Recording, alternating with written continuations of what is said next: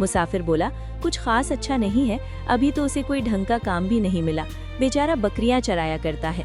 बुढ़िया ने बहुत दुखी होकर कहा, हाय हाय, गजब हो गया, मेरा बेटा बकरियां चराता है, बेचारा मारा मारा चरागाहों में फिरता होगा, वहाँ भी आराम नसीब नहीं हुआ बेचारे को। बुढ़िया के दुख में और भी इजाफा करने के लिए मुसाफिर ने कहा, बिल्कुल अम्मा, बेचारा सर झाड़ मुंह फाड़ मारा मारा फिरता है, कपड़े भी तार तार हो गए हैं बेचारे के। ये सुनकर बुढ़िया का दिल भर आया। उसने उस मुसाफिर से पूछा, तुम कब वापस जाओगे बेटा? मुसाफिर ने जवाब दिया, माँ जी, परसों मुझे वहाँ पहुँचना है। बुढ़िया कहने लगी, तो फिर मेरा एक काम कर दो बेटा, मेरे पास 40 गज कपड़े का एक थान रखा है, तुम वो थान और कुछ रुपए मेरे फजलू को दे देना, और उसके साथ 50 रुपए नकद भी देती हूँ।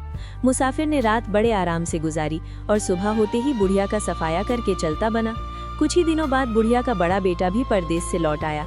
आते ही पहले तो माँ बेटा दोनों एक दूसरे से गले मिलकर खूब रोए, फिर फजलू की अचानक मौत पर अफसोस का इजहार किया।